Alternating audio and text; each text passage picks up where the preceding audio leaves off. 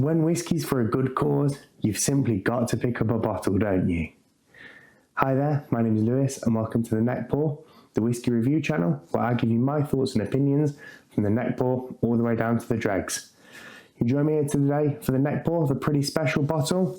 It's a 10-year-old Macallan from FIB Whisky, bottled for the Edinburgh Whisky Festival in partnership with the My Name’5 Doddie Foundation.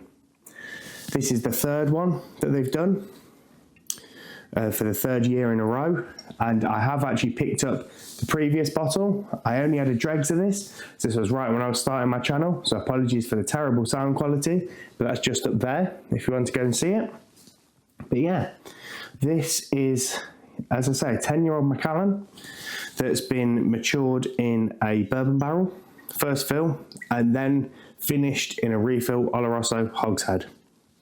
10 years old, non-chill filtered, natural colour, cask strength, all the things we like to see, and includes a big charity donation, which you just can't go wrong with. So I think before I waffle on too much more, let's get this poured. We'll have a little bit more of a talk about it, and then we'll go through tasting it together. So have a little listen to the cork. Fantastic cork pop there. And let's pour ourselves a little measure of this out.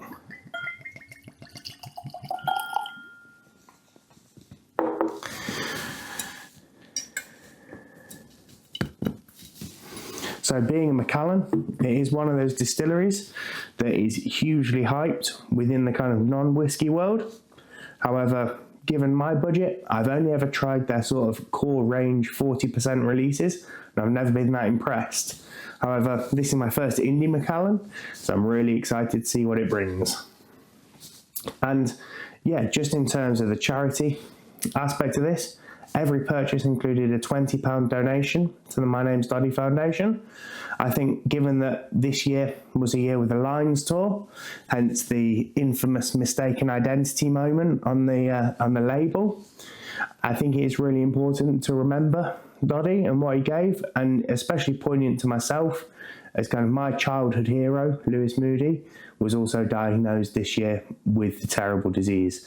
So again, I'll drop down below in the comments a link to the My Name’5 Doddie Foundation, and if any of you could spare a penny or two, it'd be hugely appreciated. But let's get what you're all here for, and I'll get this up to the nose.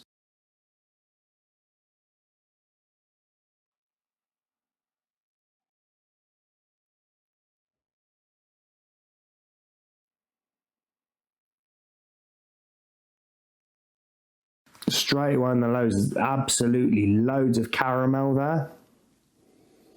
There's vanilla, and there's a real kind of nuttiness, like a honey roast peanut, something like that. Really inviting, and if you'd have given me 5 different strengths this would be, there's no way I would have ever guessed this was 61.1, as it's just so light on the nose. You could go swimming in there and it not be a problem. Absolutely no prickle whatsoever.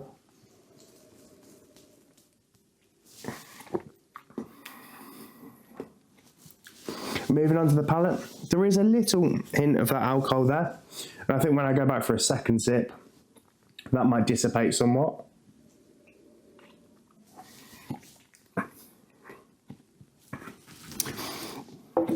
Lovely and rich and sweet.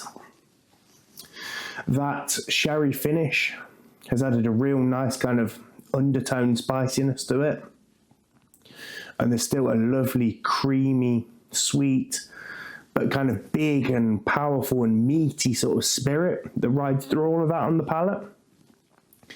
Really, really pleasant actually.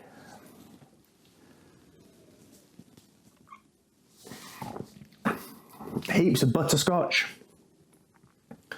a little bit of kind of traditional baking or Christmas spices, and a really kind of thick, creamy spirit. And then moving on to the finish, it's sticky toffee pudding with ice cream. It's sweet, it's sticky, it's caramel. There's a kind of cakiness to it. There's a real sort of richness. It's very powerful, is this whiskey, which is not something that I often think about an unpeated whiskey. And again, on the finish, there's a real kind of butteriness. It's big and it's oily in the mouth. It's actually really well put together, is this. It's simply stunning. And this really tastes like a Christmassy kind of whiskey. Not in the same sense of something that's super sort of Oloroso and PX and really, really sherried and spicy and dark and sweet. But this is just, it's the feeling of Christmas. It's being warm, it's overindulging, it's all of those things that we do at Christmas that we don't the rest of the year. And this kind of sums it up perfectly.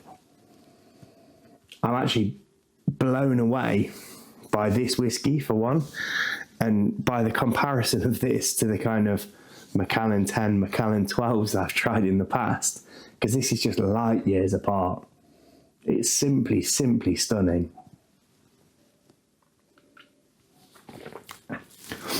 So yeah, this wasn't cheap.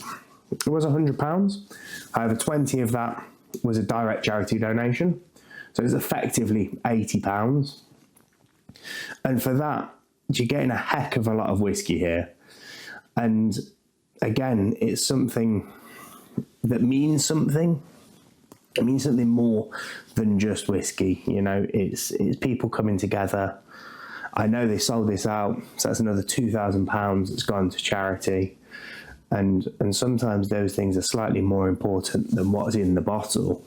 But it's made even better when what's in the bottle is absolutely stunning as well.